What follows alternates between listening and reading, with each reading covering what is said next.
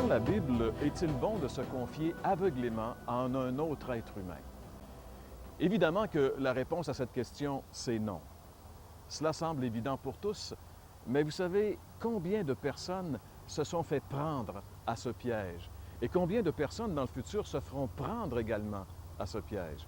On est tous un peu vulnérables, peu importe notre degré d'instruction ou encore notre arrière-plan culturel. Pensons à ces dizaines de personnes qui sont mortes de façon tragique par suicide ou encore par meurtre à l'intérieur de la secte du Temple solaire dans les années 90. On nous dit que plusieurs membres de cette secte étaient des gens qui avaient une bonne instruction et qui occupaient même des postes de direction dans des sociétés importantes.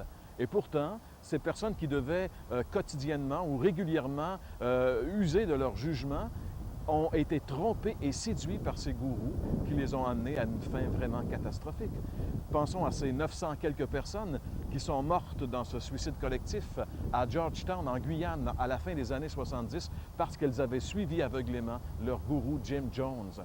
Au début des années 90, rappelons-nous, ces gens qui sont morts dans cet incendie à Waco, au Texas, ces dizaines de personnes qui sont mortes, qui ont connu une fin atroce uniquement parce qu'elles avaient suivi aveuglément leur gourou David Koresh. Et plus près de nous, au Québec, bien sûr, on pourrait parler de Moïse Thériault et de ces dizaines de personnes qui ont vu leur vie complètement démolie parce qu'elles ont suivi aveuglément leur gourou. Oui, mes amis, il y a là un danger réel et qui guette tout le monde. C'est pourquoi Jésus nous a mis en garde contre ce danger. Dans l'Évangile de Matthieu, j'aimerais vous lire ces paroles qui sont les paroles mêmes de Jésus. Matthieu chapitre 15, le verset 14. Jésus dit « Laissez-les. Ce sont des aveugles qui suivent d'autres aveugles. Or, si un aveugle suit un autre aveugle, ils tomberont tous les deux dans le fossé. » Et vous savez, cet avertissement n'est pas uniquement pour ces sectes bizarres avec leurs gourous, c'est aussi pour toute personne qui se confie dans quelque chef religieux que ce soit.